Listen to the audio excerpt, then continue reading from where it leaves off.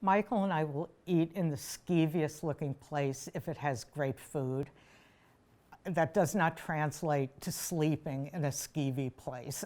I feel like we're talking about the 1700s, but there were very, very few chain motels when we traveled because we were in Gnawbone, Indiana, or Enigma, Georgia. And maybe there was Bob and Mary's motel for $7 a night. And some of them were really adorable, like the one that had little car towels. They put a little car towel on your door handle, so in the morning you could wipe the mist off your windshield. Or the Tall Corn Motel in Shenandoah, Iowa. Yes, where the fanciest. We were on an expense account, so we wanted the most deluxe room in the house. It cost $12. But that was the happy ones. The other ones, there were some bad ones. It seemed like all the really bad ones were called either the Ritz or the Hollywood.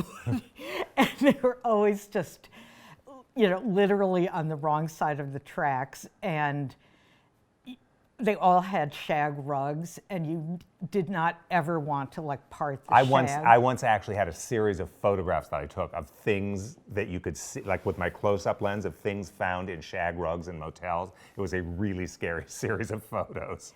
We also had a lot of times when we'd be on the road, where the proprietor of, Mamie and Bob's cabins would say, well, have a really good night, but don't open your door after 7 p.m. And we would close the door, and then we'd hear shooting and, shrieking and drunken brawls going on. So it was very different. Now there's a Comfort Inn or a Holiday Inn every 5 miles, but then it felt quite rugged. Yeah, and you understand why Holiday Inn was so successful with its original promise of no surprises. Yeah, you don't want surprises. You don't want surprises in your motel. And you didn't want to go to the motel where the television was chained to something in the room to make sure you didn't steal it.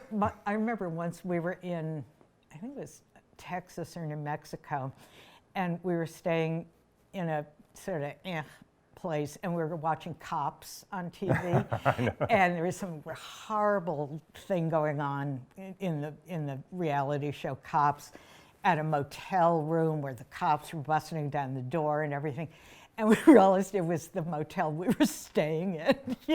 I mean, maybe not that exact room, but it definitely made us think twice.